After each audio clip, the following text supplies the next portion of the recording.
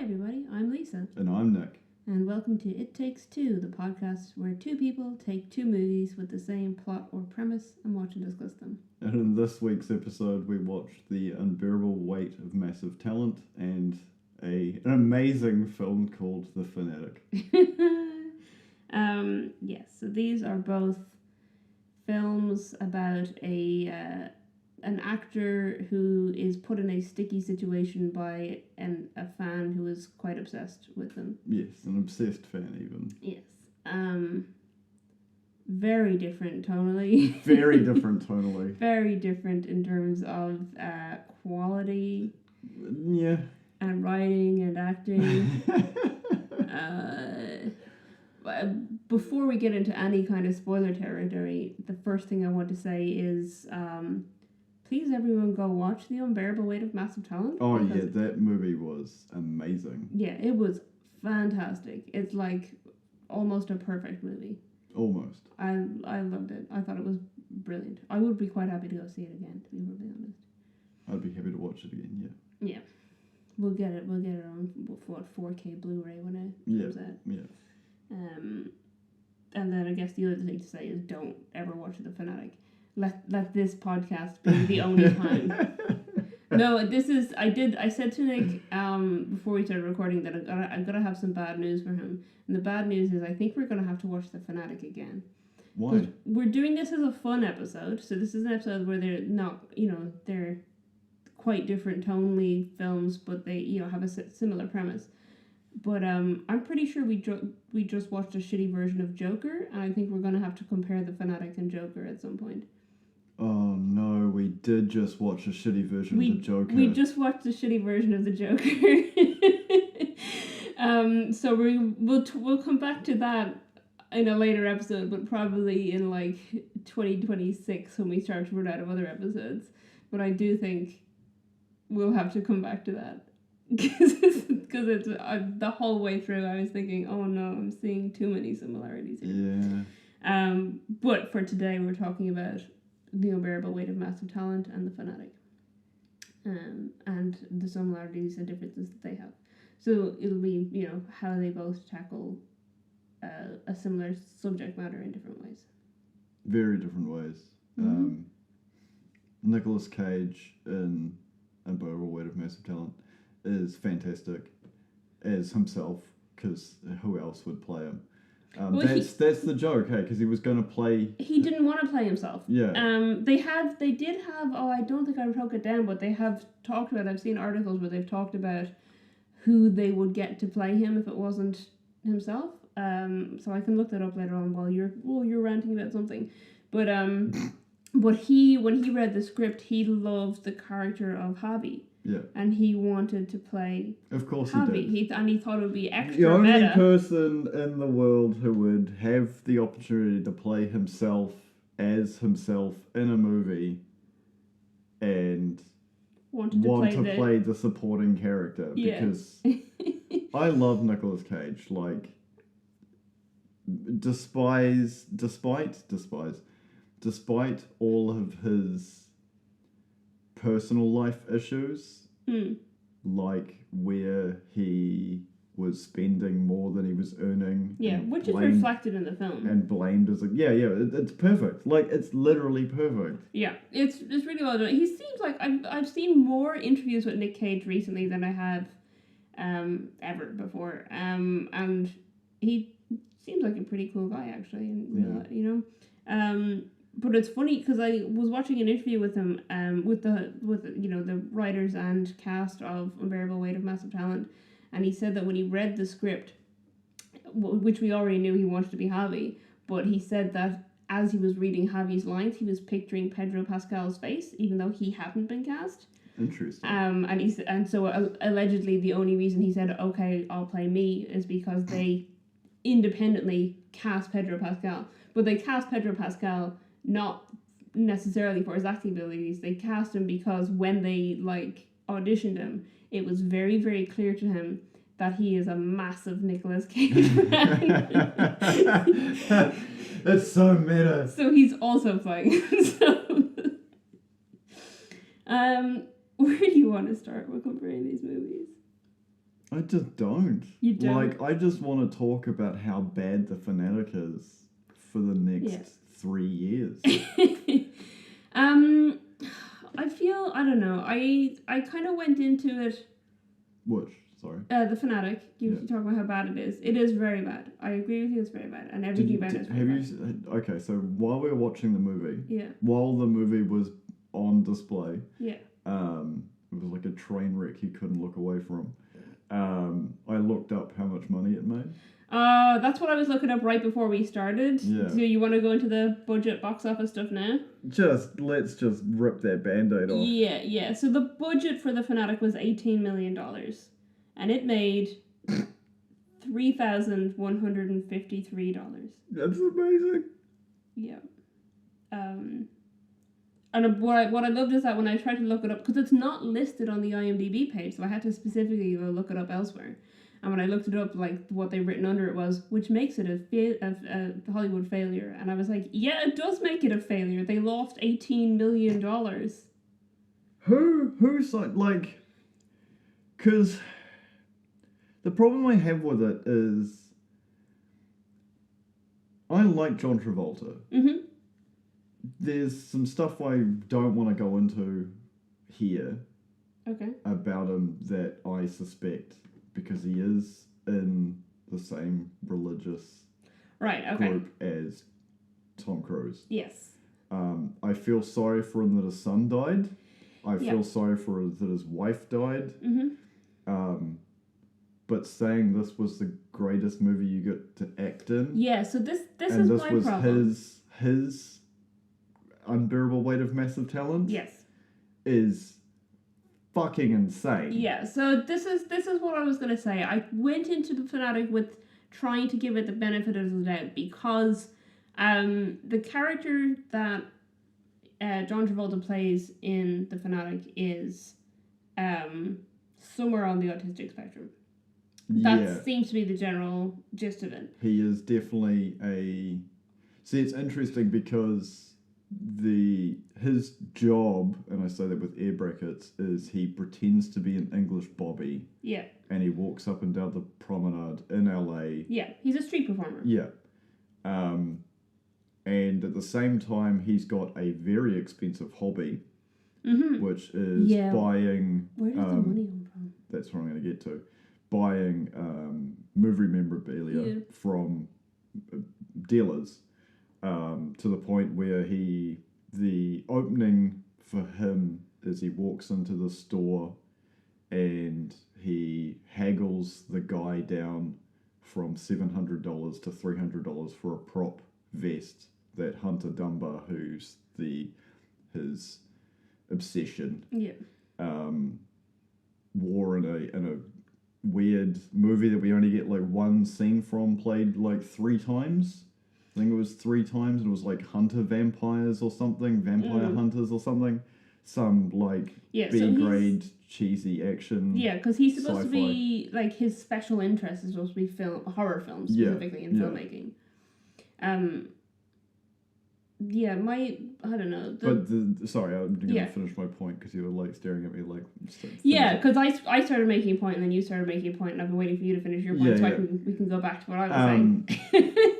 Leah, who's his only friend other than the security guard who saves his ass a couple of times. I think he's a janitor. I don't even think he's a security guard. Is he a security guard? He had a badge. Oh, okay. I thought at the beginning, when he came down, because they were in the bathroom, he comes in and I thought he was just a janitor. He must be on some form of financial assistance. Or he inherited the place he's living. That's another possibility. Because with regard to the memorabilia, he talks to his friend and she says like you can't. Yeah, Leah. She says like you can't borrow from me anymore. Yeah. So he's obviously borrowing money on a regular basis, as well. There's no way he can afford the place that he lives in. No, literally. So he must have inherited it. Because his rival, Todd, who's just a piece of shit. Yeah. Like. Everything about it's a piece of shit. Yeah. Like he's a extreme, and I literally wrote it down with an X. Yeah. Because that's how extreme Todd is.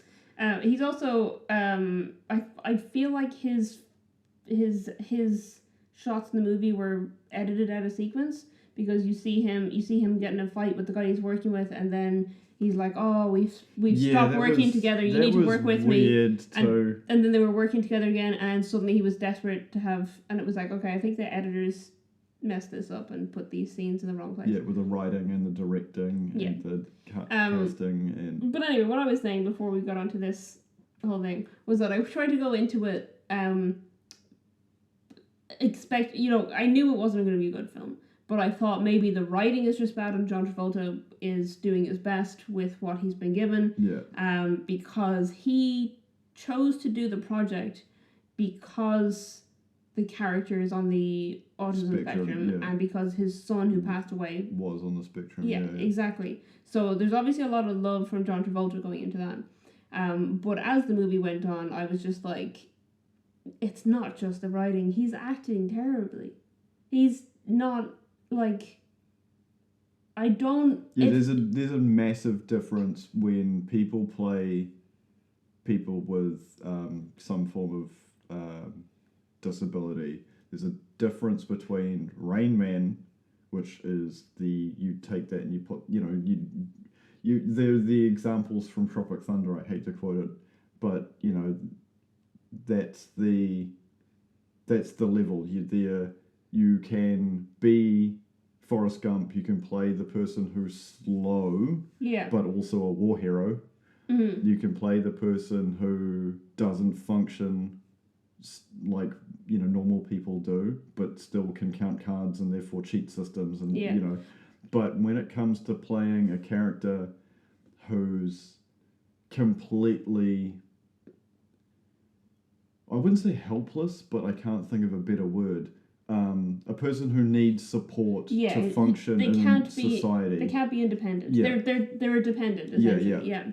And you play that character as you're playing a war hero or a person who's going to go. The issue with this movie is in comparison to the Nicolas Cage comparison here, is you have they're both about fans being obsessed. Yeah. The difference is that the tonal change between being an obsessed fan, you take the Weight of Massive Talent, and then you find that Pedro Pascal's character is supposed to be in a cartel, and there's supposed to be dirty money coming in, and he's supposed to be a bad guy, and he's supposed to have kidnapped the president, the person who's running against the corrupt politician's daughter, and the CIA are involved, and they require Nicolas Cage to help them, and you're like, Nicolas Cage is the hero in the story. Yeah, he's the hero. The problem with the Fanatic was there's no hero. There's no hero because Hunter, who's the supposed to be Fred Durst, who is the writer and director of this, is a piece of shit. He's just horrible. He's just constantly horrible throughout it.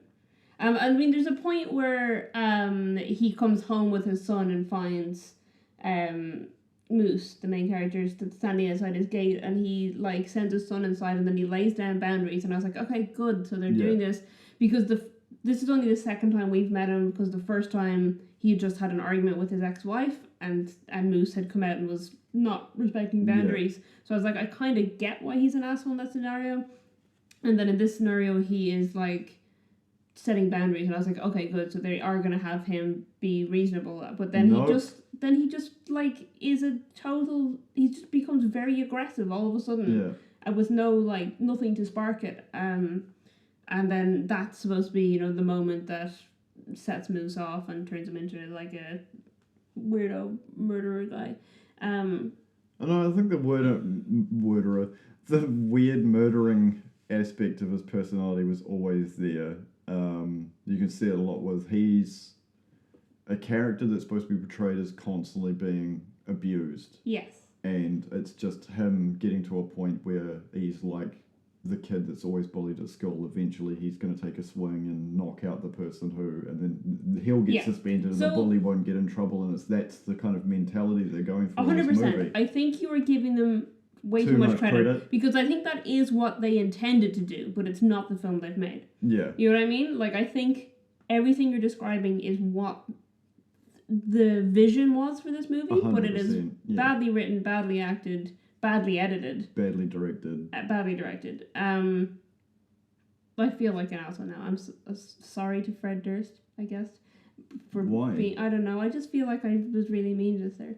But now all I can think about is that fridge magnet. The one you hid in my locker when you had a crush on me. Don't tell everyone that. People can't know I had a crush on you. It's a fridge magnet that my old flatmate had like 500 of. I think maybe it was 250, but it was like he wanted to order this fridge magnet and ended up getting it in bulk because it was the only way he could get it printed. And it's a picture of Fred Durst, and it says, is it you don't deserve me it's if you can't handle me at my Durst, you don't deserve me at my Fredst. Yeah. Yeah. Which I love. And I think we've got that on the fridge. That's on our fridge. It's on our fridge, yeah. It's more on our fridge because of the symbology for our relationship rather than the actual quality of the fridge magnet. Yeah, I like it though. Yeah, I know you do. So there we go. So Fred Durst, we do have a fridge magnet of you, even though we're saying mean things about your movie. There's the problem with this movie is the tone is just very, very confusing for the audience member. Yep. Because like I said, there's no person you can get behind, because one, you have John Travolta playing somebody on the spectrum, which unless you've grown up with somebody in your life that's on the spectrum, or you're on the spectrum yourself, you don't understand what it's like to try and, I wouldn't say deal, but that's you interacting with these people in a social or a professional manner can be difficult when you don't understand. Yeah. The problem is he's not the worst case, because there are non-functioning people on the spectrum that they cannot be left to their own devices. I mean, it is a spectrum. Yeah.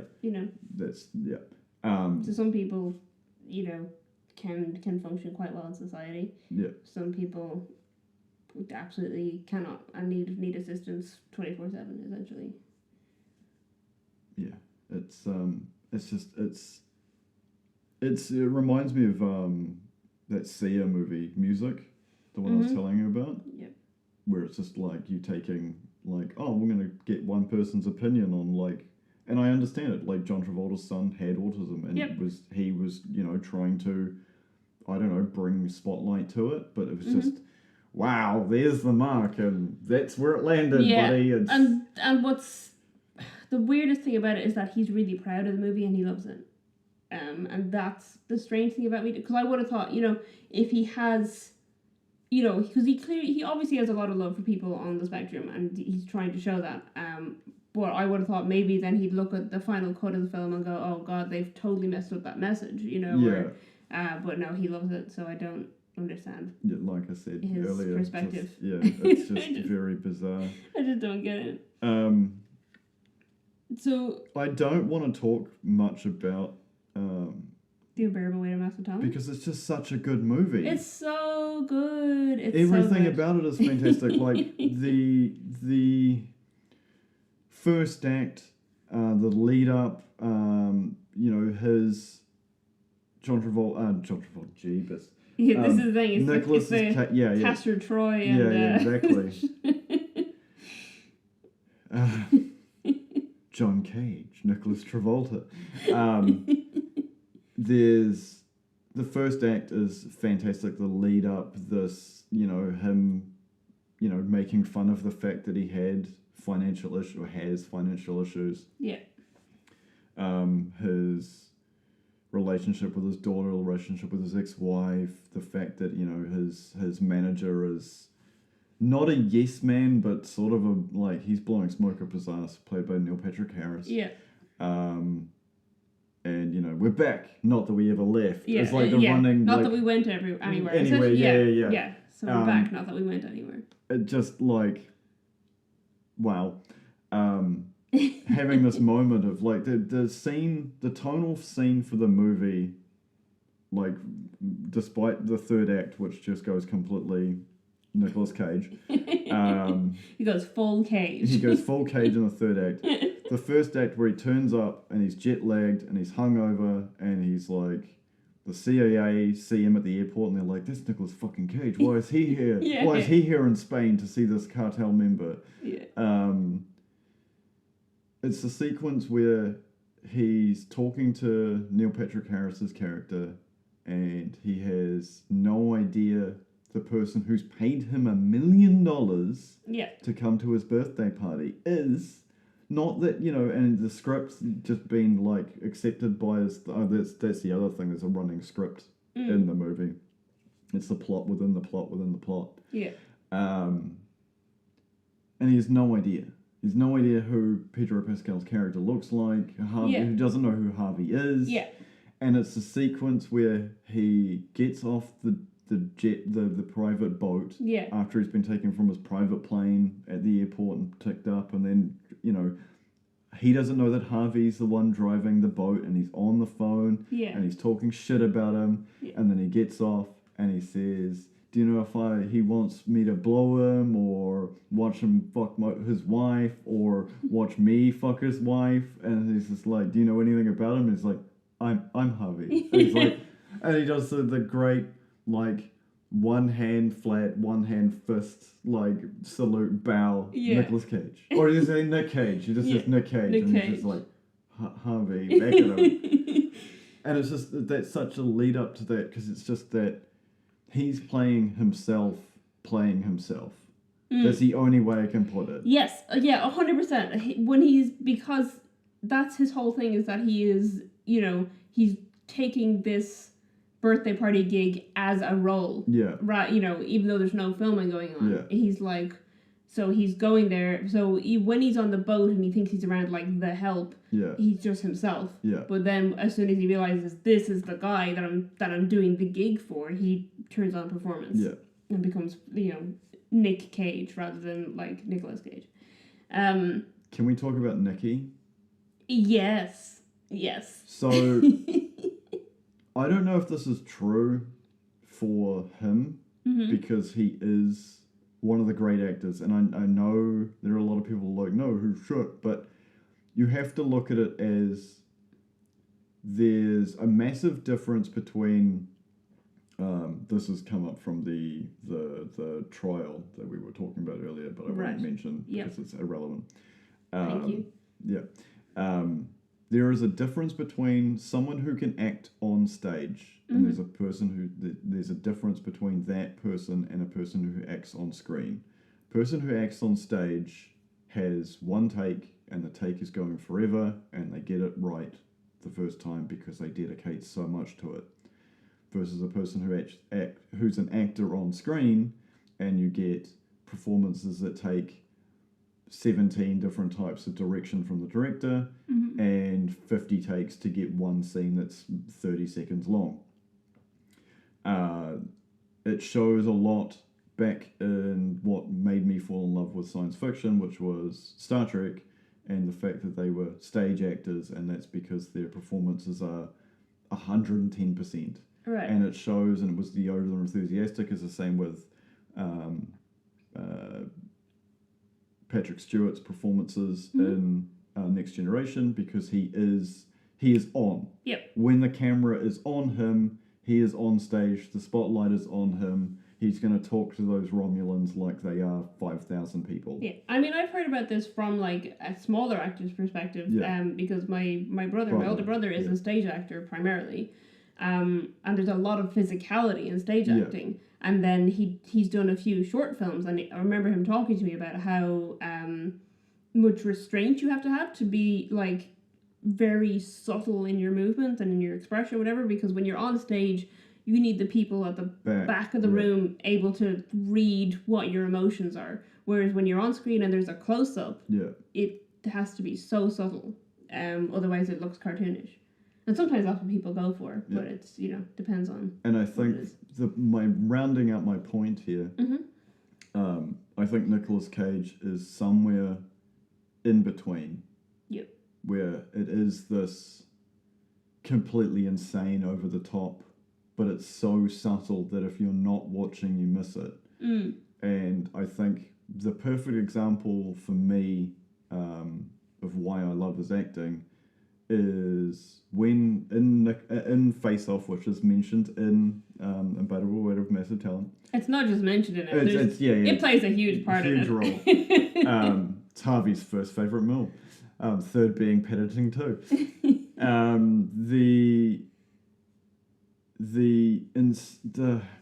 The sequence where he arrives at Castor Troy's friend's place and he does drugs.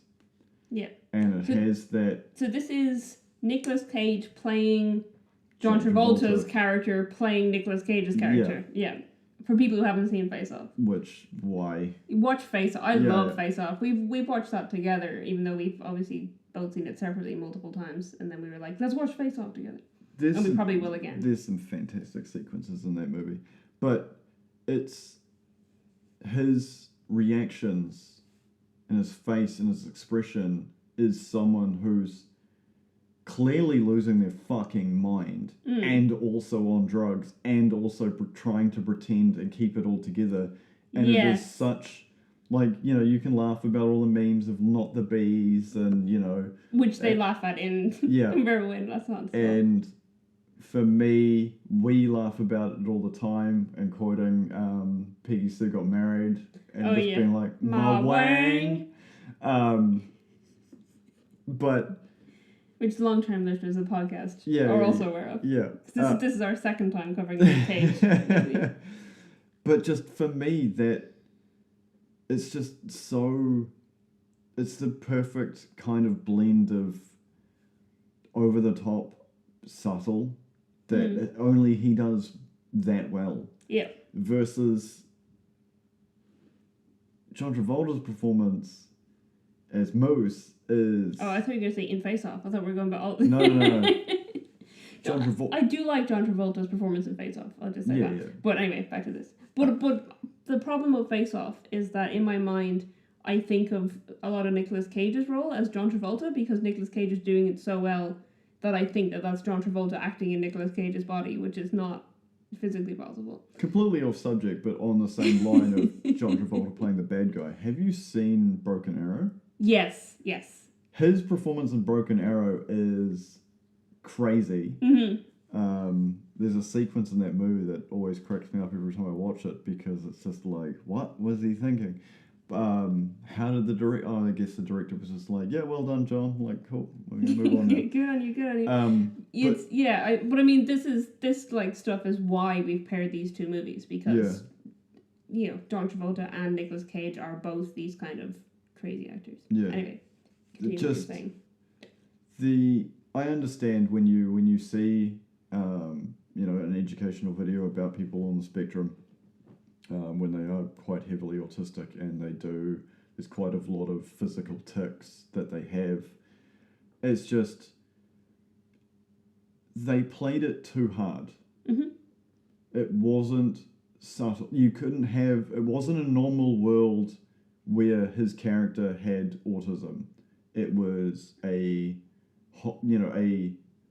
fake imaginary world, a sub-reality, a multiverse version of Earth where he has autism. Yeah, it wasn't realistic. And that was the issue that I had with the movie, that people's reactions to basically everything that was happening was just dialed up just slightly. And, you know, the two references to Quentin Tarantino's work. One, when he just walks in and the guy's like, chocolate mousse, and he's like, can't talk long, have to poo, is a reference to his character from Pulp Fiction. Yeah. And then he references his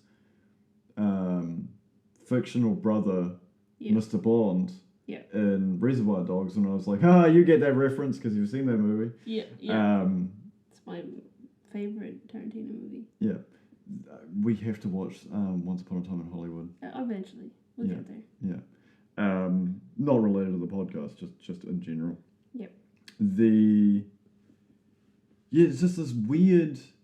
It's not real life. Like you can take Unbearable Weight of Massive Talent, and you can see there's parts of it that are movie-esque, like the CIA recruiting Nicolas Cage to help them. Yeah.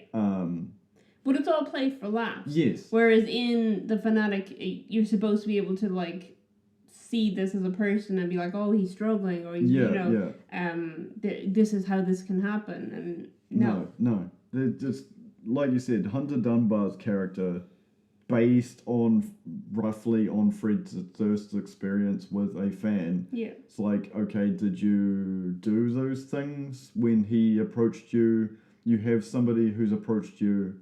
He's waited in line to get your signature on a piece of memorabilia in a signing you're doing. Yeah, and he's clearly neurodivergent. You know, he's not neurotypical.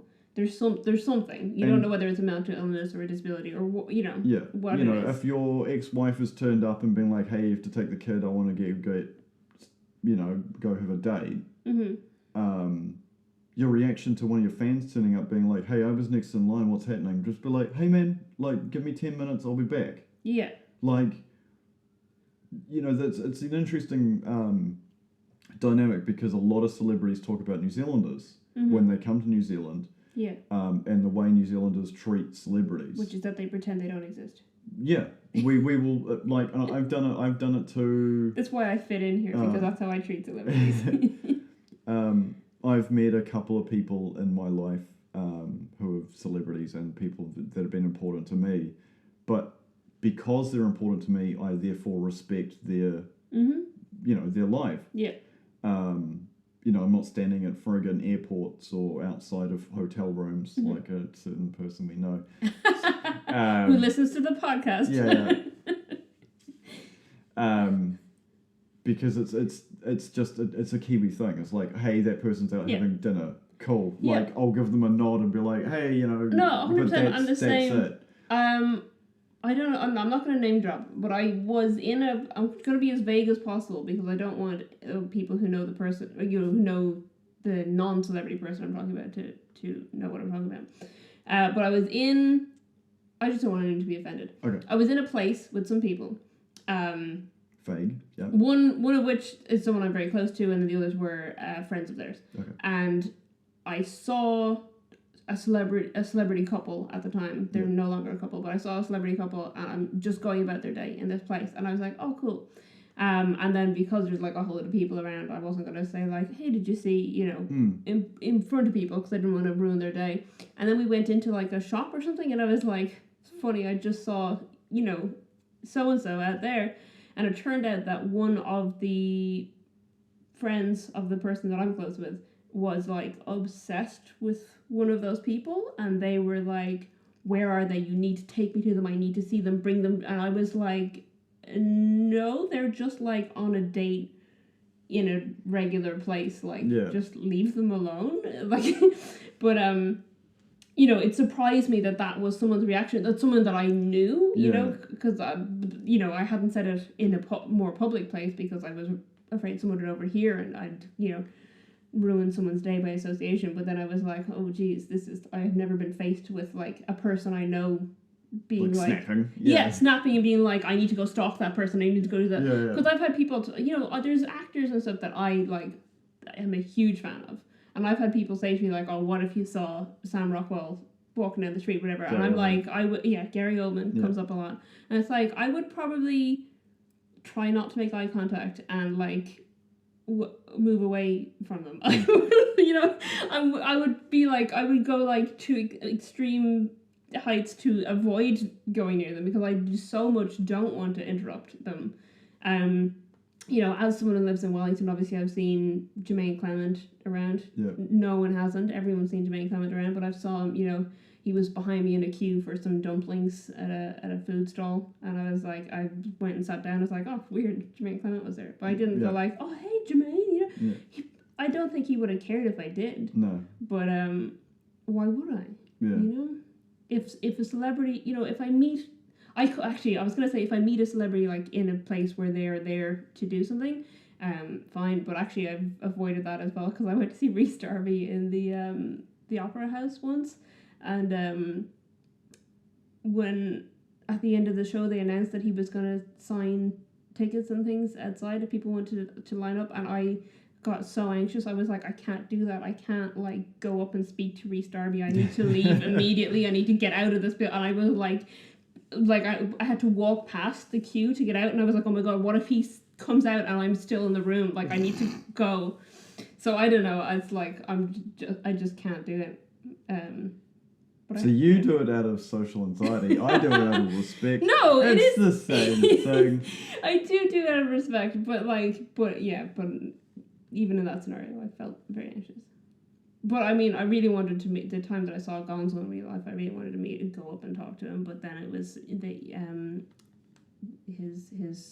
his friend, the puppeteer, was Dave Goals was sick, and he didn't want to give anyone a cold, so he said he wouldn't be meeting anyone or shaking hands. Wow, we have really gone off track. Anyway. Yeah, we've gone off track onto me being an obsessed fan.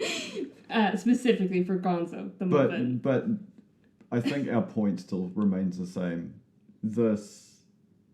He's ill. He's actually ill. Yes. And the problem is that Hunter's character, Fred Durst's character Hunter, who's not played by Fred Durst, thank God. No, he's played by Casper the Friendly Ghost. Yeah. Devon Sawa. They're just as bad as each other.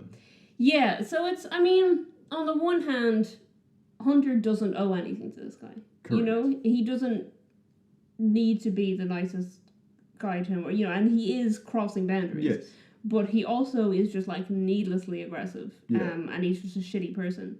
And I don't think we can say it's Hunter's fault that Moose becomes what he becomes, but I do think that Moose is triggered in some way by the negative experience he has, because he's obviously hyped up in his mind that this guy is his idol and they're going to be, you know, he's been practicing what he's going to say to him, and which is a social anxiety thing. And I think just a general neurodivergent thing that people who are not, you know, of the norm or whatever, worry more about how they come across. Yeah. I mean, we both experienced this. Yeah. So I think, you know, in his mind, he had to be able to get up there and talk to him and ask him to sign something. He had to convince himself that it was going to be a positive interaction, and then it was. Because you see that in scenes in the movie where he's like supposed to be meeting Hunter at some party that he's breaking into. The whole weird, I don't know what bolt cutters are sequence was just bizarre with his interaction with Leah, who's basically enabling him. Yeah, so Leah is his friend. Who's like a professional paparazzi. Yeah, so she's paparazzi and a freelance photographer, because we see her, she's official photographer at this party, but she also is, you know, she gets her money mostly from being a paparazzo. For some reason she narrates over the film. Yeah, that was... Which added nothing to it. They could have just not do that. I feel like they made the film and edited it and then went, oh, it doesn't read well, let's throw some narration over it, but that also... I think the narration changes the tone of the movie, from my point of view anyway, because it just comes off as... Because the first line is, LA is a city of bullshitters. Yes. And it sets the entire tone up that everyone's full of shit, including her, including Moose, who's a person who's living on the spectrum and obsessed with an actor. Yeah. An actor who is a piece of shit, as we find out in the movie, where he's been taking sexual advantage of his, like, housekeeper. Yes. And the weird interaction he had with his groundskeeper was also weird, which came back later in the movie. Yeah. It's just... There's some interesting sequences in this, and it's really off-putting, because I know people, like, you know, I used to work with someone who was way higher on the spectrum than most people. This wasn't for years. It's been years now.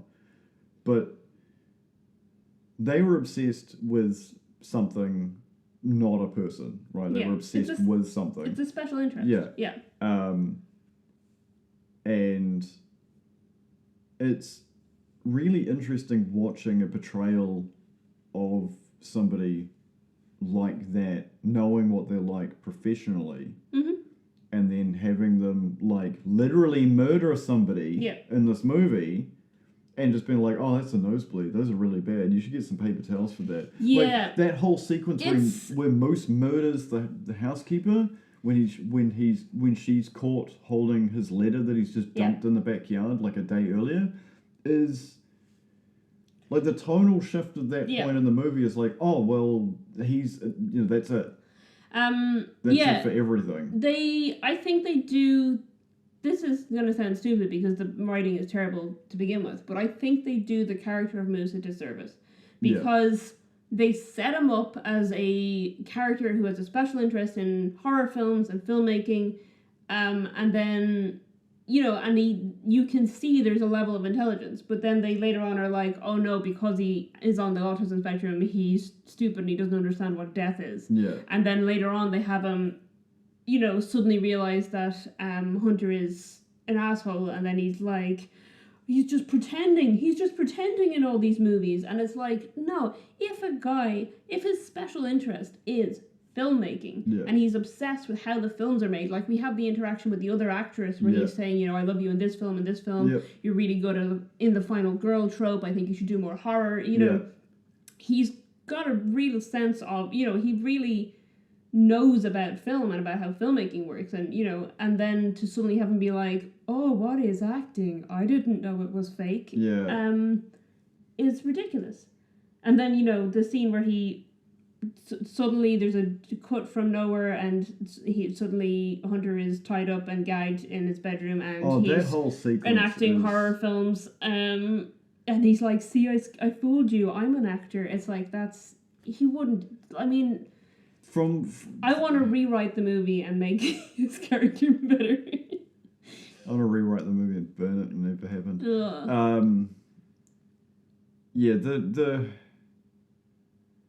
You sort of have this moment of like, oh, okay, maybe he is just misunderstood, and maybe he is being taken advantage of by Aaron, who's the guy at the collector's store. Yeah. Maybe he is being enabled by Leah. Yeah. Maybe he is being abused by Todd and doesn't deserve it. Yeah. And then he kills but he goes into an instant murderous rage. Yeah. And just smashes her head into a fish, bird bath. Yeah. And then doesn't understand what being dead is. Yeah. Even though he's got no family, so therefore, unless he was a foster child from when he was little and doesn't remember, he had some form of family at one point. Yeah. Never explained in the movie. Well, you see a few shots of him as a child and dealing with what we presume is his mother's promiscuity by just focusing in on horror films. Yeah. It's a origin story, I guess. Which takes place while Hunter's asleep in his house and he's just sitting on the couch next to it. But that's just, Yeah. But just after he murders his Hunter's assistant or cleaning lady or whatever, housekeeper, whatever she is, because it's not explained. Yeah. That's it. That's it for him. Like, that's just, it's over. There's no redeeming qualities. He's a murderer who has no remorse for it. He's that's social. No, what's the word? Sociopathy? Yeah. Yeah. Or psychopathy? Sociopathy, I think. Yeah. Would be when you have no remorse for anything else. Yeah. And you literally just can do whatever you want. Mm-hmm. And the rage outbursts that Moose has repeatedly in certain scenes, with Leah, with Todd, and the sequence where he's just the whole being under his son's bed. Yeah, so the whole that whole sequence really annoyed me because when he murders the housekeeper or whatever she is, Dora, it seems to be an accident. Yeah. But then he just decides to go into the house and then the whole no lasers, no alarm. It's like what? Yeah, and it's really weird because he he checks out what's in the fridge and the freezer, and he checks the bathroom and looks at all the pills and things, and he uses his toothbrush, and there's no motivation for any of that. Nothing about him. So the bit where he takes the child's toy, I kind of understand, because he's a collector. We've set him up as a guy who collects movie memorabilia, and I guess now he's collecting memorabilia from this guy's life to some extent. But there's no reason for him to be checking the fridge. There's no reason for him to be reading the prescription on the pills. There's no reason for him to be using the toothbrush. And then, if they're trying to set it up that he doesn't understand that he's killed someone and he doesn't understand that this is wrong, why does he hide? Yeah. Because if he genuinely doesn't understand that this is bad, that he's doing things that are wrong, he wouldn't hide when Hunter comes home, but he hides in the closet when Hunter comes home and doesn't come out till he falls asleep. So it's just badly written. He has his motivations don't make sense, or he has no motivations that make any sense. And it does a disservice to people who are on the autism spectrum or do have similar disabilities or illnesses. That's not good. Anyway, we haven't really compared movies, and we also haven't talked about the Unbearable Weight of Massive Talent at all.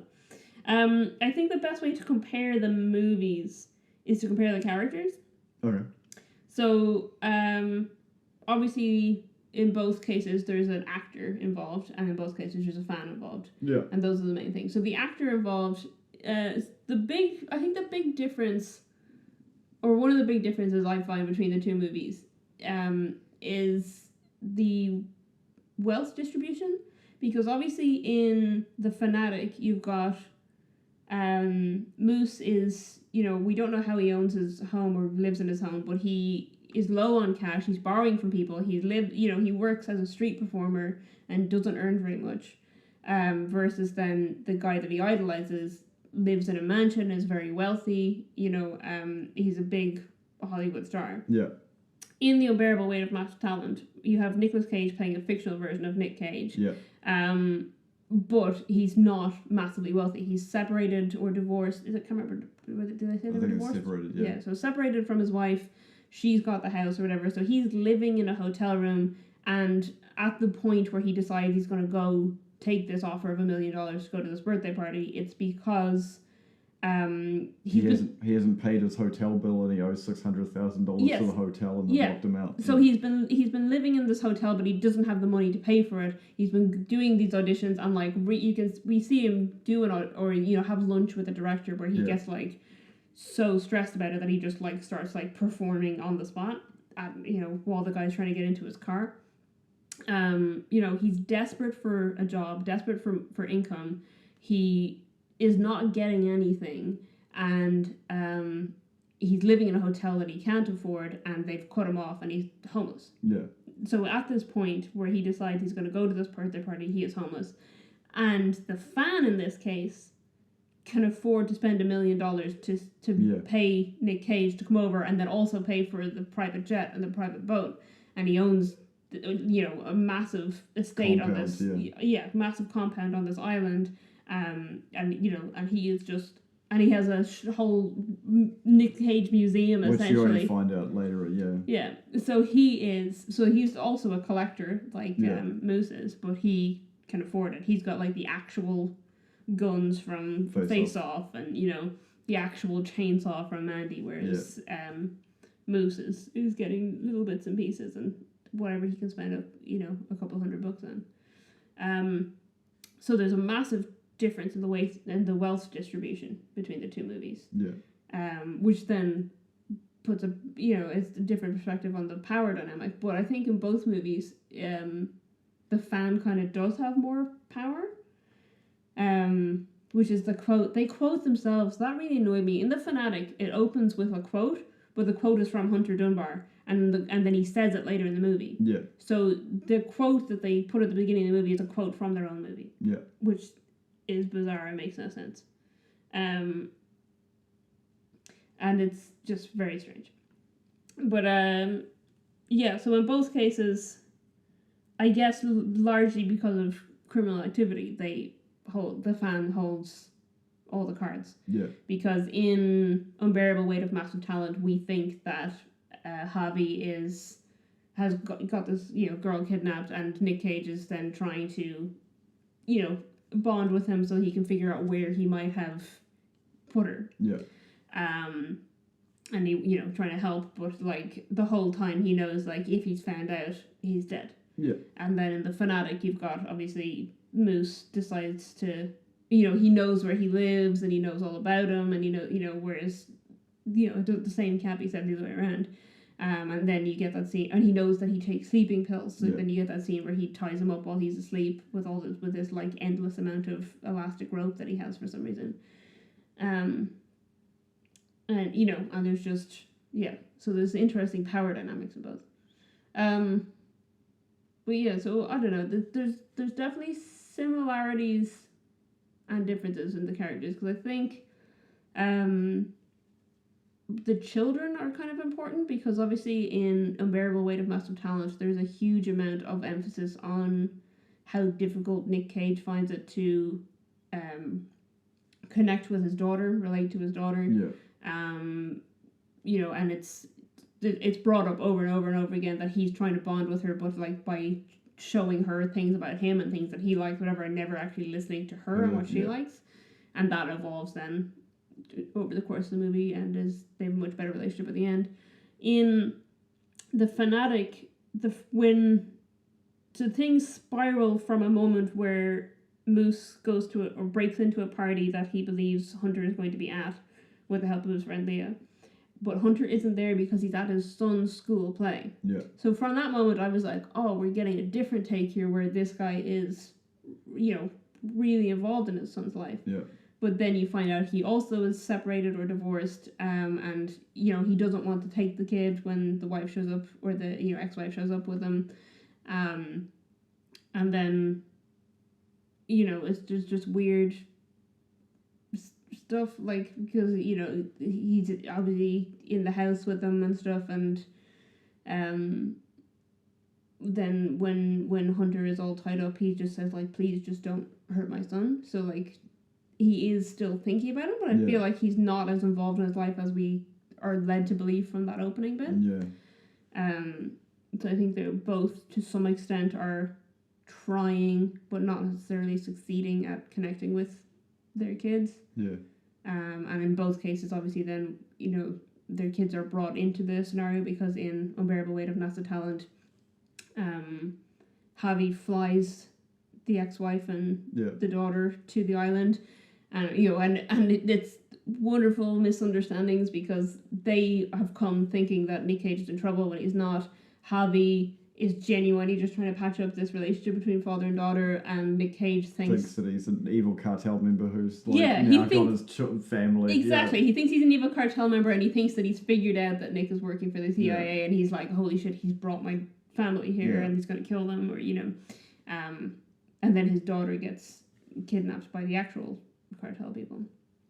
The family issue that I had with Hunter was, like you said, his interactions with his son were weird. Yeah. It's such an interesting way of having that vast differences. The main point that I'd like to make is, I think Nicolas Cage is a much better father, because he's trying to make his daughter watch a great movie. The Cabinet of Dr. Caligari. Yeah. Versus. Have you seen that? Yes, I have. It's on the cloud. Oh, is it? There's also, I think, the first episode of Random Horror Podcast number 9. Oh, okay. Which is why I got into it in the first place. I watched it in college. Versus Hunter, who's a terrible parent because he makes his son listen to Limp Bizkit. I did like that Fred Durst wrote his characters as fans of himself. It's just, that's... Yeah, that's fun.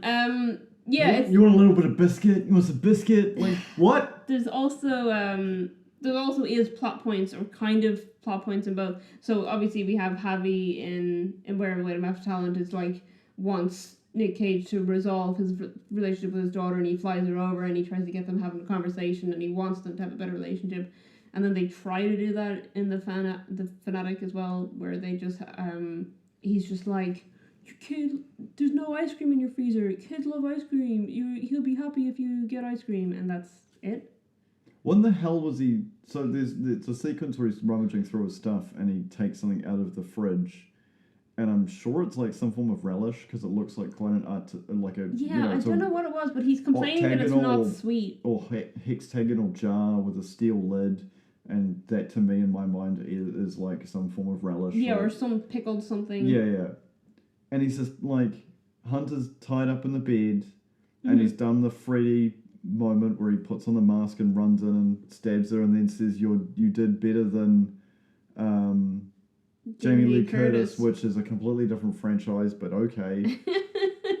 And then just like is feeding him via his fingers like some sort of relish, and it's just like it's not sweet, it has to be, it's not a treat if it's not sweet, and you're like I know what's gonna happen to you next and you fucking deserve it, like fucking crazy person. And that's the problem. He devolves from a person who has a special interest, who's on the spectrum, to literally being an insane person. Yep. And it's a sequence where he, like what we said, where he kills the Dora. Yeah. And that's it. Like, it's just the movie. He's just gone. He's just gone. Snapped. Yeah. We've talked a lot about the relationship between Hunter and Moose. Can we talk for a second about the relationship between Harvey and Nick? Because it's fantastic. It's beautiful. It's like I was thinking there was like I think a tweet or something I saw recently that was like, name an on-screen pair of actors that have like unbelievable chemistry, and I was like, I don't know, I can't think of any, and then but I'm like, that's it. Yeah. Nicolas Cage and Pedro Pascal have unbelievable chemistry. They're so good together, and it's fantastic because it's like this real like romantic bromance story of the wall sequence to me was just the pinnacle. Yes. So the whole subplot that develops their relationship is that Javi has written a screenplay, and he wants Nick Cage to read it and to act in it, and then Nick Cage, has to make an excuse to stay there longer than the birthday, so he agrees to help Harvey with the screenplay. No, what he says is he's read it, it's brilliant, and then he says, "You want to act in it?" And he's like, "No, I want to make your next movie." So then they start writing a new movie together. You don't remember this? No, I thought he said, "I'm staying to help you work on it." No, he's going to work on. They're working on a whole separate new movie. Okay. This is different from the script he sent. We have to agree to disagree. No, because this is the whole point. Is that they're writing. They're like they have to come up with what the concept for their movie is going to be, and that's when they're like, it's going to be a paranoid thriller, and then they are like super paranoid.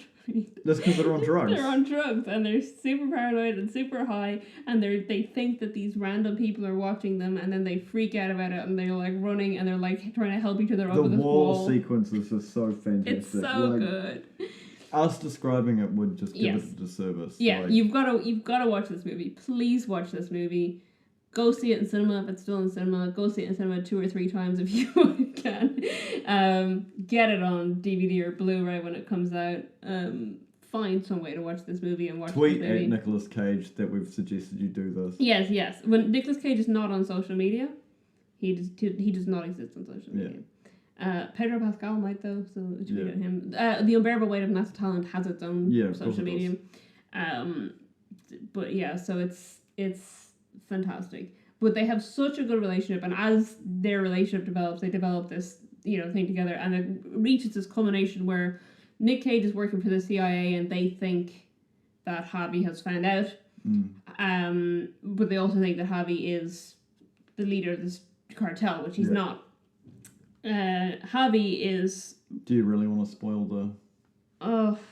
I wouldn't spoil it. That's what I'm saying. I don't want to spoil it. Okay, I won't say what happens, but there is some kind of conflict, but they both have developed such a strong friendship at this point that it causes even more like internal conflict in them.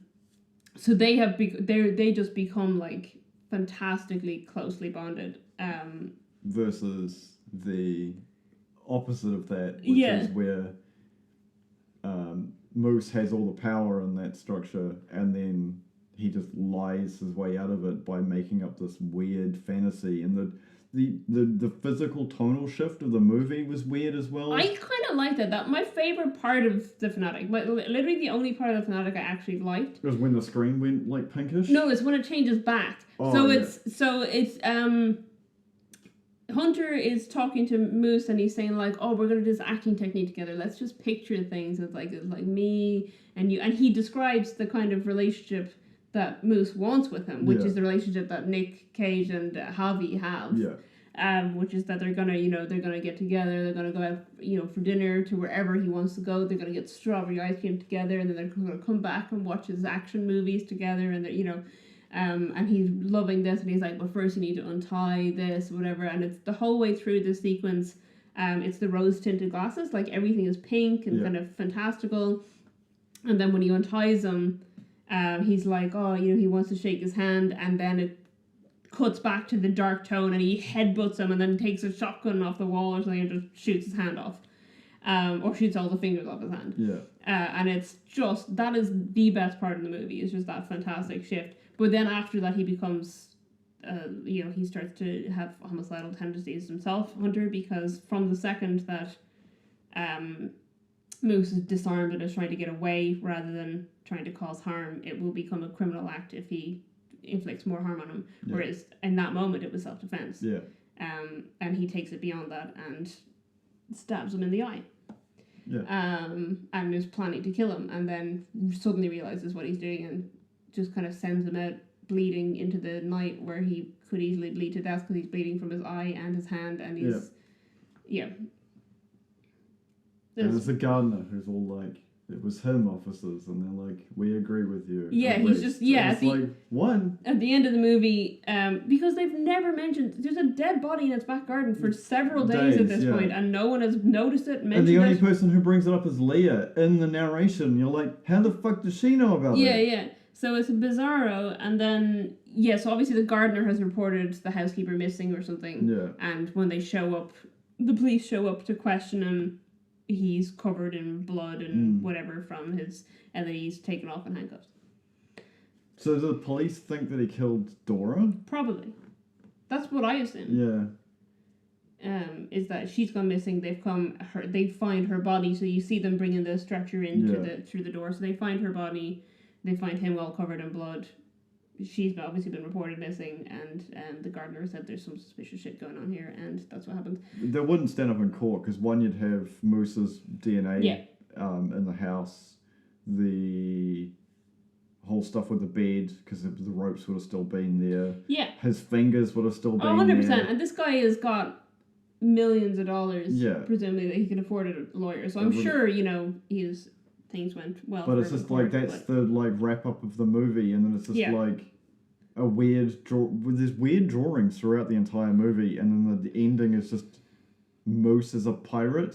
Yeah, because he lost his hand in his eye, and Leah is a guardian angel, even though she was enabling him and caused this all to happen. It's so bizarre. My favorite, those drawings come up 4 times in the movie. One is right at the beginning, like the opening credits kind of sequence.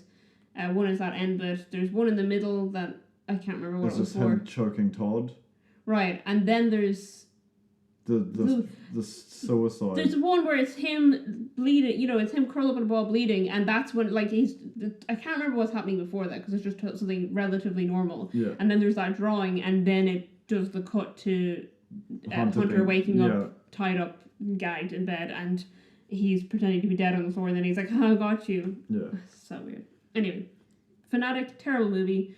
Don't recommend it. Don't watch it. We will probably watch it again and compare it to the Joker, which will be sad, but we'll do it because we could talk more about the comparisons in plot that way, I think. Yeah. Whereas with this one, the comparison is in the premise and the types of characters. I think more. Yeah. Any trivia you want to get into? Oh, I don't even remember. You don't even... I forgot about trivia. I just was focused on these movies. Probably. I normally take down trivia that I want to remember. Yeah, so, I mean, the trivia that I have about the Fanatic is pretty standard. It's, John Travolta took the role as a tribute to his autistic son. The movie was reported as the worst movie opening of John Travolta's career. Not shocking. And then the third one I took down was just because it mentioned New Zealand, and it's not actually relevant to anything, but it was that when the movie was released on DVD in New Zealand, it was giving a restricted 13 rating, and then it premiered on Sky Movies Premiere in New Zealand, and they changed it to restricted 18. Okay, someone never watched it. The only piece of trivia I'd like to say is Devon played Stan in the Eminem music video about being an obsessed fan, which is kind of circular. Yeah, that's funny. Yeah. So he played an obsessed fan, and then he played the guy whose fan is obsessed with him. They did, so I only have a couple of notes about Unbearable Weight of Massive Talent. So one of them we've already covered, which is Nick Cage wanted to be Harvey, which I think is hilarious. Who would have played Nick Cage?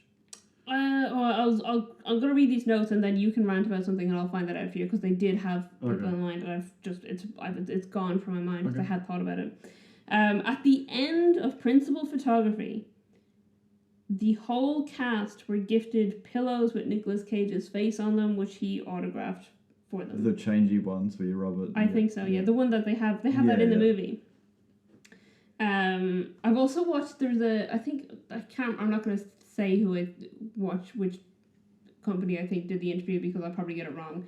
But there's an interview with the cast, and it's the same one I was talking about before, where he talks about where he talks about picturing Pedro Pascal's face, and it was the actress who plays his daughter explained caging to him, which is where people print out pictures of Nicolas Cage's face and just stick them around the place.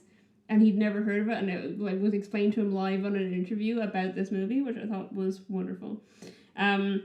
So apparently they cut a sequence from the film where he reprises, he acts out scenes from Face Off, Con Air, Leaving Las Vegas, and Gone in 60 Seconds. And it was like a long black and white fight sequence between him and his younger self. Okay. And they cut that from the film because they thought it didn't quite fit.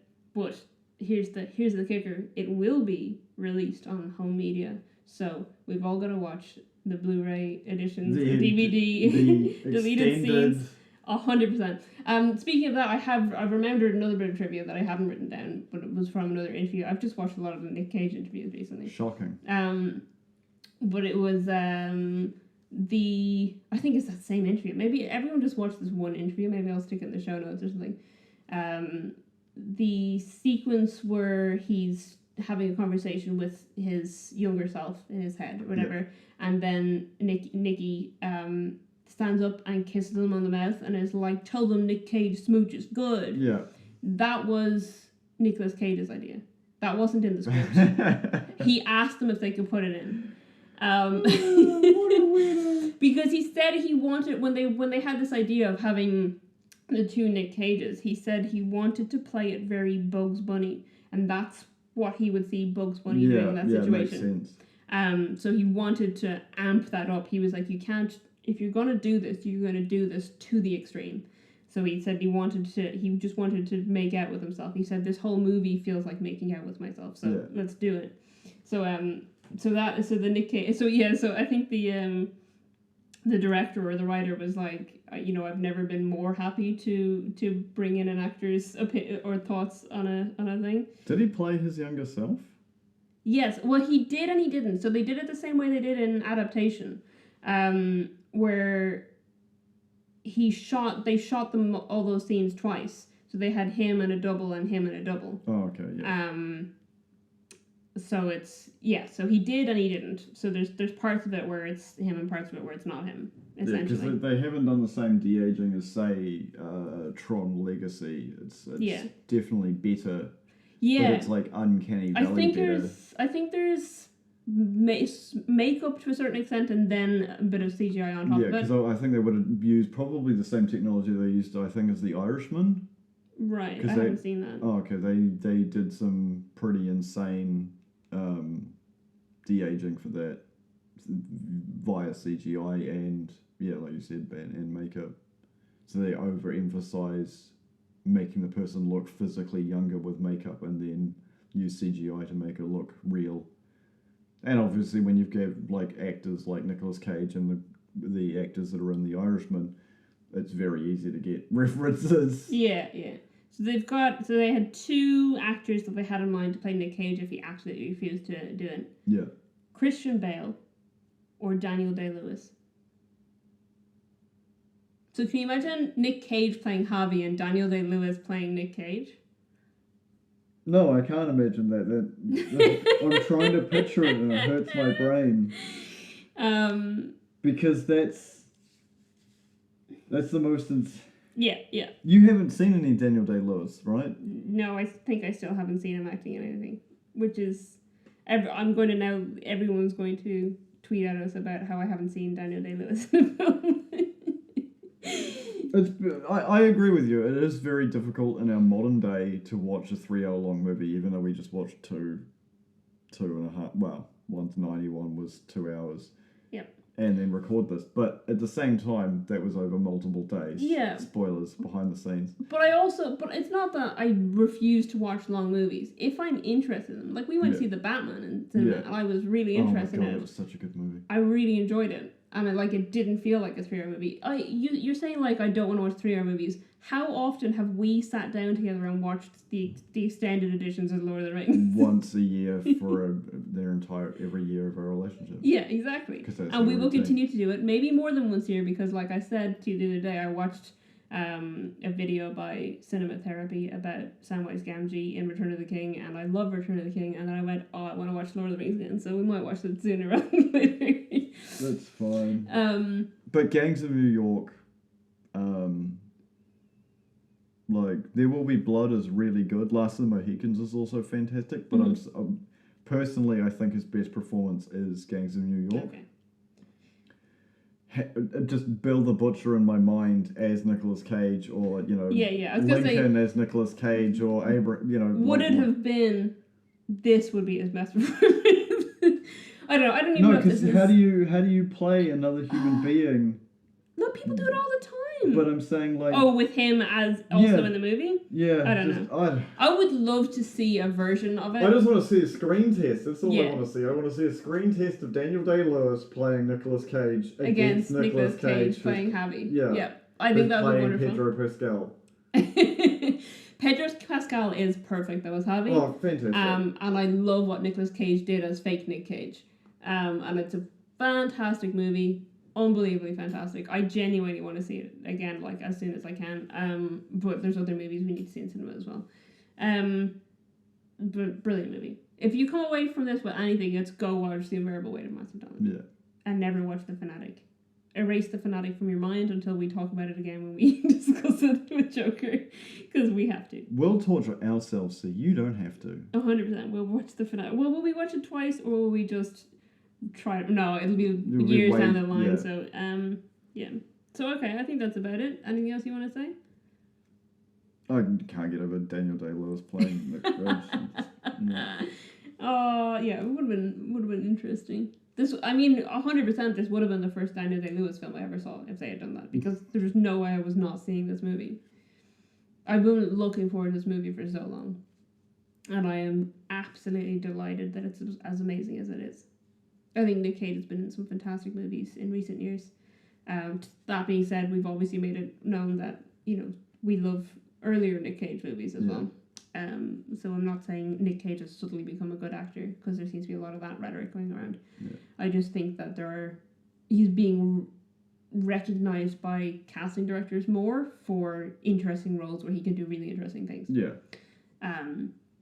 Which is fantastic. Please comment on whatever via social media towards us of what your favourite Nicolas Cage performance is. Yeah, absolutely. Be an outlier. And your favourite John Travolta performance. Yeah. And maybe both of those is Face Off. Yeah. I do love Face Off. It's a great movie. We need to find another movie where someone takes someone's face off, and then we can compare them. We'll think about that later. I don't think there is one. Anyway, you can find us on Twitter and Instagram at @ittakes2_pod, or on Facebook at @ittakes2pod. Or you can find our website, www.ittakes2.co.nz. Stay safe out there, and we'll catch you next time. Goodbye.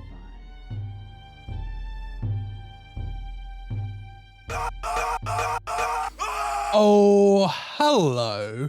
Sorry to interrupt this podcast you've been listening to, but I'm Petros Patsilivas, the host of Caged In and the subsequent series Coppola Connections, and I'm here today to tell you all about my podcast.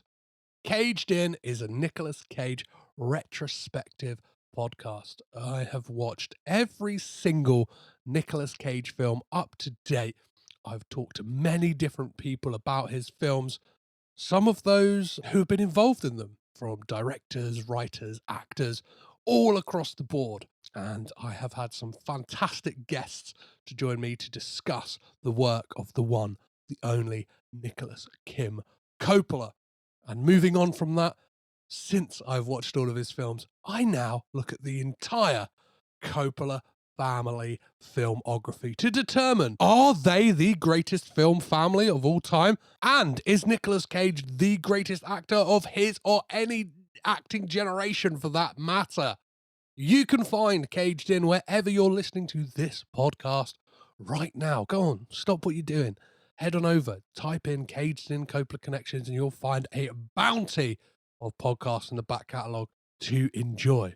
And I'm sure you very much will do. So come and get Caged In.